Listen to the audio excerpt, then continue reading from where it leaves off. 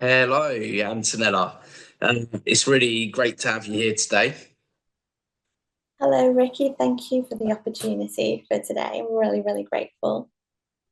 It's great to have you here. I know that you're an integrative counsellor, and today it's a little bit different. You're going to tell us Yeah. your poem, which is about your dad when you completing suicide when he was younger, when you were younger, sorry. And it's today you're going to kind of give us a bit of a pre-poem to explain the poem before you say it. So I just wanted to hand it over Yes. to you and give you the opportunity to share your pre-poem with us. Thank you, Ricky. The unbearable pain ended your life before it left your body. Silent kills, and you felt alone and misunderstood. Your whole life came crumbling down with a vicious thud. Trauma is a wound, yours kept bleeding but couldn't heal. Ending the pain meant you'd no longer feel. The emotions would always cause this drowning flood. Nobody seeing the bleeding of the psyche blood. The torment and suffering was too great. No one is destined to carry on life with this fate. You did no wrong, but society let you down. Trauma so misunderstood, ignored. No wonder you felt so alone. You didn't end the pain because you didn't love me. It had nothing to do with me. I couldn't save you from the depth of hell. But there was no knowing this at the time, at such a tender age. Your family didn't speak about it, and inside the tears built, and pain I'd hide. So many unanswered questions on my mind. They took all that belonged to you and yet asked me if I thought of you.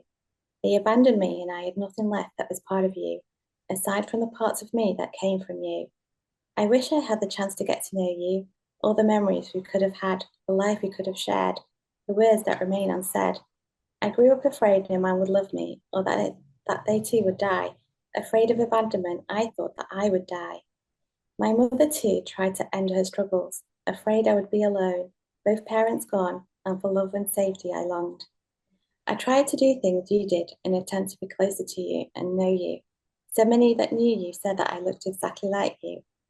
Mental health was a stigma in your time. Treatment was barbaric. That alone would make you end this life. It was an endless plight. A small village filled with gossip, ignorance, and insensitivity. I was labelled as the action you took to end the pain. I was known as the daughter of the man who ended his pain. You were dehumanized, and so was I. Why was it so important how you died? I was nursery age when I was told the truth. A girl at nursery a week later told me too. I replied that I already knew. Grieving suicide is so complex, it doesn't help when your loved one is demonized by ignorance and lack of empathy. When mental health and suicide are so stigmatized, and you and loved ones are bad and wrong in others' eyes. The shame isn't yours to carry or mine. This poem celebrates you and the love that grew and never died.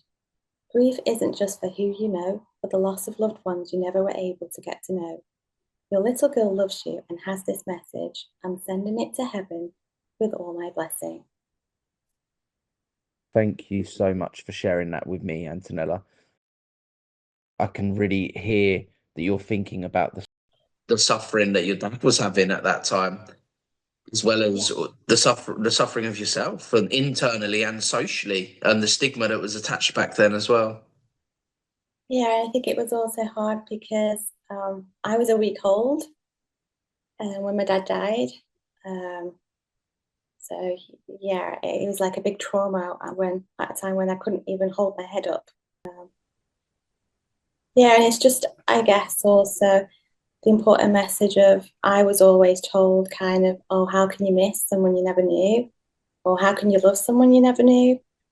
Um, and I think that kind of makes it hard for grieving. And I just wanted to point it out for anyone who's also been there that, you do feel that love and you do grieve that. And you also grieve that you had a dad. Just now, as you're talking, I could hear those other losses, the losses of the things that you didn't have as well. Yeah.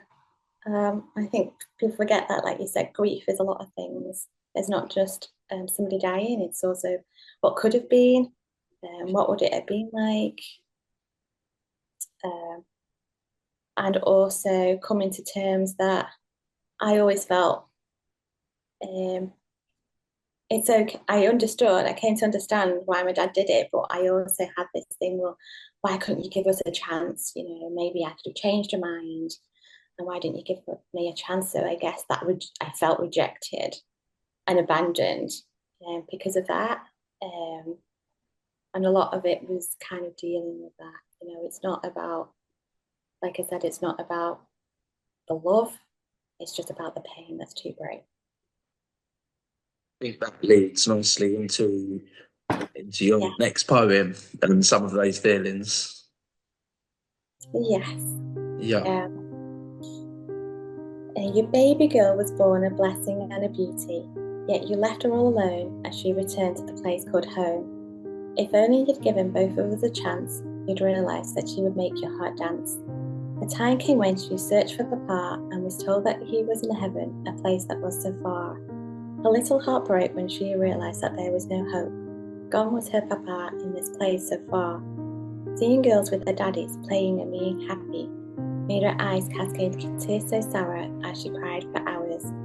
Papa, she would stop males in the street, and they would pity her and wouldn't speak. To his grave she left flowers, cards and souvenirs, but all it brought her were endless tears. She always loved her Papa, with no memories to share. Still the thought of not having him she couldn't bear. Throughout her life the void remained, but the love never went away. Her Papa was not, she learnt, in a place so far away, but he was in her heart, only beats away. Ti amo, Papa. Thanks again, Antonella. I know there was an important message after that poem that you wanted to get across as well.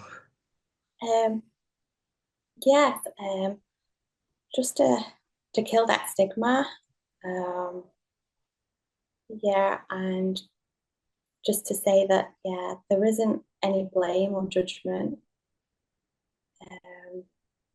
When anyone's in pain, like if you think about it, we'll just grab like anesthetic when we're in pain, or we'll grab the painkillers, and that's all it is for people that are in pain. And I think that's what suicide is. So killing that stigma about it, and he ended the pain and just ending the taboo as well, because nobody wants to talk about it, and I think that makes grieving harder for survivors of suicide as well. so something I noticed in both of your poems. You really took us on a journey of different emotions at different stages of your life that you felt that after. And I just really wanted to thank you for that, because I'm sure that's going to help so many people. And the understanding that grief isn't one thing that is just dealt with straight away. It comes in different phases at different phases in your life. And I just wanted to say thank you for sharing all of those phases with us. Thank you, Ricky, for the opportunity, and I hope it does help, because I know I struggled not having any resources or literature or things that helped me, especially as a child as well. So thank you. You're welcome. It was an absolute pleasure, and thank you again for coming on and sharing with us.